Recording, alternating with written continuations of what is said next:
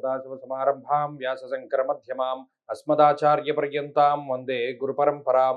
జ్యోతిషాస్త్రాన్ని భావితరాల వారికి ప్రసాదించిన ఋషుల యొక్క పాదపద్మాలకి నమస్కారం చేసుకుంటూ, అలాగే నాకు ఈ జ్యోతిష విద్యను నేర్పిన గురువర్యులు జ్యోతిష బ్రహ్మ కీర్తిశేషులు శ్రీ ఈరంకి సూర్యనారాయణ మూర్తి గారు, సూర్యశ్రీ దైవజ్ఞ గారి యొక్క పాదపద్మాలకి నమస్కారం చేసుకుంటూ, ఓం శ్రీ మహాగణాధిపతి నమః, శ్రీ గురుభ్యో నమః, హరి ఓం.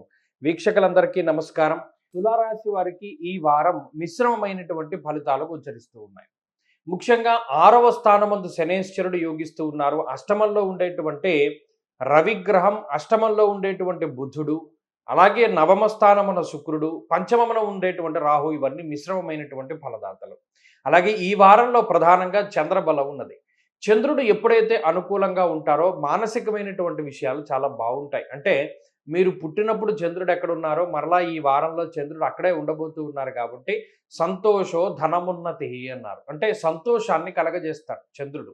అలాగే ఉన్నతమైనటువంటి ఆర్థిక స్థితిగతులకి కారణమవుతూ ఉంటారు.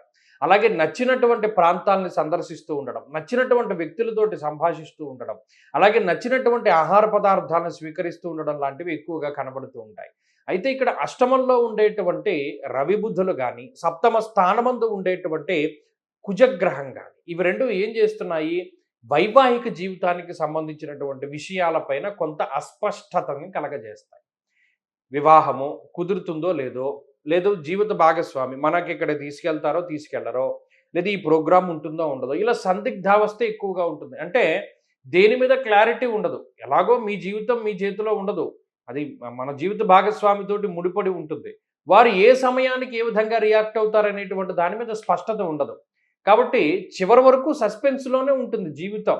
అది ఈ వారంలో మరీ ఎక్కువగా కనబడుతూ ఉంటుంది. అలాగే దేశాంతరవాసానికి సంబంధించినటువంటి విషయాలు కొంత సానుకూలంగా ఉన్నాయి. విదేశాల్లో ఉండేటువంటి తులారాశి వారు లబ్ధి పొందడానికి అవకాశం ఉంటుంది. అలాగే సంతాన సంబంధమైనటువంటి విషయాలు కొంత బాగానే ఉన్నాయి. మరీ ముఖ్యంగా విద్యా సంబంధమైనటువంటి విషయాలు బాగున్నాయి. స్త్రీలు మరీ ముఖ్యంగా తులారాశి వారు మానసికమైనటువంటి ప్రశాంతతని పొందగలుగుతారు. మరీ ముఖ్యంగా మీకు నచ్చినటువంటి ప్రాంతాన్ని సందర్శించగలుగుతారు. మానసిక ప్రశాంతతతోటి ఉండగలుగుతూ ఉంటారు. తులారాశి వారు ఉద్యోగస్తులు కానీ, వ్యాపారస్తులు కానీ ఆర్థిక ఇబ్బందులు ఏమీ లేకుండా ముందుకు సాగుతూ ఉంటారు ఈ వారంలో. ఈ రాశివారు మరిన్ని అనుకూలమైనటువంటి ఫలితాలను సాధించడానికై ఎక్కువగా సూర్యారాధన చేస్తూ ఉండడం చెప్పదగినటువంటి సూచన. ఈ వారంలో కలిసొచ్చేటువంటి రోజు శనివారంగా చెప్పవచ్చును. అదృష్ట సంఖ్య 4, అదృష్ట వర్ణము నీలము. తదుపరి వృశ్చిక రాశి.